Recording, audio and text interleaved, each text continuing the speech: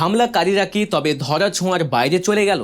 Police কি ওসমান হাদির ওপর হামলাকারীদের গ্রেফতারের আশা একরকম ছেড়েই দিয়েছে?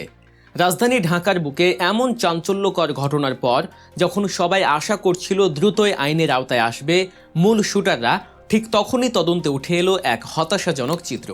হামলাকারীরা নেই ঢাকায়, নেই বাংলাদেশেও। আইনশৃঙ্খলা রক্ষাকারী বাহিনীর চোখ ফাঁকি দিয়ে তারা পাড়ি জমিয়েছে ভিন দেশে। কিন্তু কিভাবে? সবচেয়ে চমকপ্রদ তথ্য হলো এই পুরো হত্যাকাণ্ডের ছক কষা হয়েছিল ঢাকার অদূরে সাভারের একটি বিলাসবহুল রিসোর্টে বসে। রিসোর্টের নাম গ্রিন জোন। সেখানেই দিনের পর দিন চলেছে রেকি, চলেছে মিটিং। আর এই মাস্টার প্ল্যানে শুটার ফয়সাল একা ছিল না, তার সাথে জড়িয়ে গেছে তার স্ত্রী, শ্যালক এবং খুব কাছের এক বান্ধবী। ওসমান হাদির ওপর হামলার নৈপথ্যের ষড়যন্ত্র, সাভারের সেই রিসোর্টের গোপন বৈঠক এবং পুলিশের বর্তমান অবস্থান নিয়ে আজকের গভীর অনুসন্ধান। ভিডিওর শুরুতেই ফোকাস করা যাক সাভারের সেই গ্রিন জোন রিসোর্টের দিকে।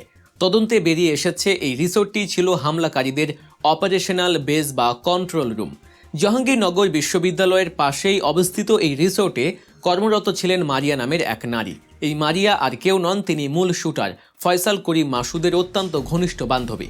পুলিশ নিশ্চিত হয়েছে হামলার ঠিক আগ মুহূর্তে ফয়সাল এবং তার সহযোগী মোটরসাইকেল চালক আলমগীর এই রিসোর্টে অবস্থান করছিলেন। কেন তারা এই রিসোর্ট বেছে নিলেন? তদন্তকারী কর্মকর্তারা মনে করছেন ঢাকার ভেতরে বা জনাকীর্ণ কোনো স্থানে মিটিং করলে ধরা পড়া ঝুঁকি ছিল, তাই মারিয়া চাকুরিস্থলকে তারা নিরাপদ আস্তানা হিসেবে ব্যবহার করে। সেখানেই বসেই ঠিক করা হয় কখন, কোথায় এবং কিভাবে ওসমান হাদির ওপর হামলা চালানো হবে। গুলি করার পর কোন রুটে তারা পালাবে, সেই এসকেপ রুটও সম্ভবত এই রিসোর্টে বসেই চূড়ান্ত করা হয়েছিল। মারিয়া রিসোর্টের কর্মী হওয়ার সুবাদে তাদের সেখানে থাকা এবং গোপনীয়তা রক্ষা করা সহজ ছিল। পুলিশ মারিয়াকে গ্রেফতার করার পর রিমান্ডে এসব বিষয়ে চাঞ্চল্যকর তথ্য পাওয়ার আশা করছে। এবার আসা যাক গ্রেফতারের বিষয়ে। র্যাব ও পুলিশের যৌথ অভিযানে এখন পর্যন্ত মোট 6 জনকে গ্রেফতার করা হয়েছে। কিন্তু এখানে একটি বড় কিন্তু রয়ে গেছে। গ্রেফতারকৃতদের মধ্যে কেউই সরাসরি গুলি চালায়নি বা ঘটনাস্থলে উপস্থিত ছিল না। তাহলে তারা কারা? আইনশৃঙ্খলা রক্ষাকারী বাহিনী মূল শুটার ফয়সালকে না পেয়ে তার সাপোর্ট সিস্টেম বা সহযোগীদের জালে আটকেছে। গ্রেফতার হয়েছেন ফয়সালের স্ত্রী সামিরা, তার শ্যালক শিপু এবং সেই বান্ধবী মারিয়া। তদন্তে দেখা গেছে হামলার আগে ও পরে ফয়সালের সাথে এদের ঘন ঘন ফোনালাপ হয়েছে।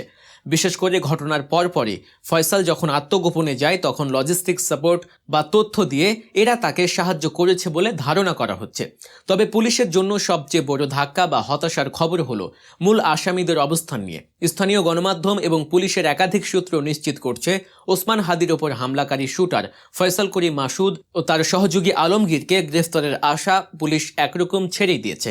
শুনতে অবাক লাগলেও বাস্তবতা হলো আইনশৃঙ্খলা রক্ষাকারী বাহিনীর ধারণা হামলাকারীরা ইতিমধ্যেই বাংলাদেশের সীমানা পেরিয়ে ভারতে প্রবেশ করেছে। ঘটনার পরপরই ফয়সাল ও আলমগীর অত্যন্ত চতুরতার সাথে তাদের ডিজিটাল ফুটপ্রিন্ট মুছে ফেলে। তারা মোবাইল ফোন বন্ধ করে বা লোকেশন হাইড করে ঢাকা ত্যাগ করে।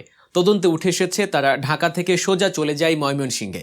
সেখান থেকে হালুয়াঘাট সীমান্তে বর্ডারের কাঁটাতারের বেড়া বা নিরাপত্তা চৌকি তাদের আটকাতে পারেনি। হালুয়াঘাট সীমান্ত দিয়ে অবৈধভাবে তারা ভারতে মেঘালয় রাজ্যে প্রবেশ করেছে বলে জোর ধারণা করা হচ্ছে। এই পালানোর প্রক্রিয়ায় তাদের সাহায্য করেছে স্থানীয় মানব পাচারকারী চক্র। পুলিশ ইতিমধ্যে শেরপুরের নালিতা বাড়ি থেকে সিবিয়ন দিও এবং সঞ্জয় চিসাম নামের 2 ব্যক্তিকে গ্রেফতার করেছে। এই দুজনই পেশাদার দালাল এবং মানব পাচারকারী। পুলিশের জিজ্ঞাসাবাদ চলছে। মোটা অঙ্কের টাকার বিনিময়ে ফয়সাল ও আলমগীরকে হয়তো তারা বা অন্য কোনো গোষ্ঠী তাদের সীমান্ত পার করে দিয়েছে। পুলিশ এখন অনেকটাই নিশ্চিত যে পাখি খাঁচা ছেড়ে উড়ে গেছে। এখন তাদের দেশে ফিরিয়ে আনাটা কেবলই একটি দীর্ঘমেয়াদী আইনি ও কূটনৈতিক প্রক্রিয়ার বিষয়। ফয়সাল করিম মাসুদ নামটি এখন টক অব দ্য টাউন। কিন্তু কে এই ফয়সাল? কেন তিনি এত বেপরোয়া? তার ব্যাকগ্রাউন্ড চেক করলে দেখা যায় তিনি কোনো সাধারণ সন্ত্রাসী নন। তিনি নিষিদ্ধ ঘোষিত সংগঠন ছাত্রলীগের কেন্দ্রীয় কমিটির সাবেক সদস্য। 2019 সালের কমিটিতে তার নাম ছিল। তার অপরাধের ধরন সবসময়ই ছিল হাই প্রোফাইল।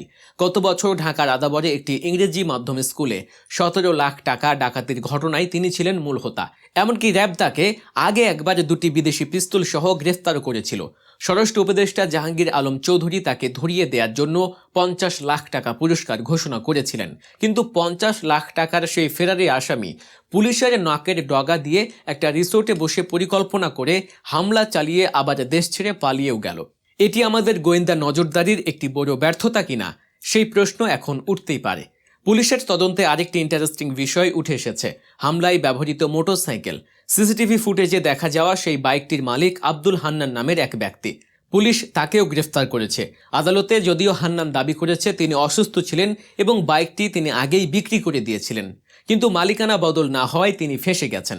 পুলিশ তাকে রিমান্ডে নিয়ে খতিয়ে দেখছে তিনি সত্যি বলছেন নাকি তিনিও এই পরিকল্পনারই অংশ।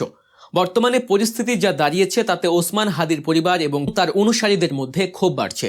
মূল আসামিরা ধরা না পড়ায় তারা নিরাপত্তাহীনতায় ভুগছেন। এদিকে ফয়সাল ভারতে পালিয়ে যাওয়ার খবর নিশ্চিত হওয়ার পর কূটনৈতিক তৎপরতা শুরু হয়েছে। পররাষ্ট্র মন্ত্রণালয় ঢাকায় নিযুক্ত ভারতীয় হাইকমিশনার প্রণয় ভার্মাকে তলব করেছে। বাংলাদেশ সরকারের পক্ষ থেকে স্পষ্ট বার্তা দেওয়া হয়েছে, হামলাকারীরা যদি ভারতে অবস্থান করে তবে তাদের অবিলম্বে গ্রেফতার করে বাংলাদেশে ফেরত পাঠাতে হবে। ভারত সরকারও আশ্বাস দিয়েছে যে তাদের মাটি ব্যবহার করে বাংলাদেশের ক্ষতি করার সুযোগ কাউকে দেয়া হবে না। কিন্তু আমরা জানি বন্দি বিনিময় বা আসামিদের ফিরিয়ে আনার প্রক্রিয়াটি বেশ জটিল এবং সময় সাপেক্ষ। ওসমান হাদির শারীরিক অবস্থার সর্বশেষ খবর হলো তাকে উন্নত চিকিৎসার জন্য এয়ার অ্যাম্বুলেন্সে সিঙ্গাপুরে পাঠানো হয়েছে। তার মাথায় গুলিবিদ্ধ হওয়ায় অবস্থা এখনও শঙ্কামুক্ত নয়। পুরো দেশ তার সুস্থতার জন্য প্রার্থনা করছে। কিন্তু তার উপর হামলাকারীরা যদি বিচার না পেয়ে বিদেশে আয়েশি জীবন কাটায় তবে তা হবে আইনের শাসনের জন্য এক বড় চপেটাঘাত। তাহলে সারসংক্ষেপ করলে কি দাঁড়ায়? সাভারের গ্রিন জোন রিসোর্টে বসে ঠান্ডা মাথায় হত্যার পরিকল্পনা, বান্ধবী মারিয়া ও স্ত্রী শ্যালকের সহায়তায় মানব পাচারকারীদের হাত ধরে ভারতে পলায়ন। পুরো ঘটনাটি যেন একটি থ্রিলার মুভির চিত্রনাট্য। পুলিশ এখন ফয়সালের সহযোগীদের জিজ্ঞাসাবাদ করে হয়তো অনেক তথ্য পাবে, কিন্তু মূল কালপ্রিটকে খাঁচাই বন্দি করাটা এখন অনেক দূরের পথ। তদন্তকারী কর্মকর্তারা এখন মূলত দুটি দিকে ফোকাস করছেন।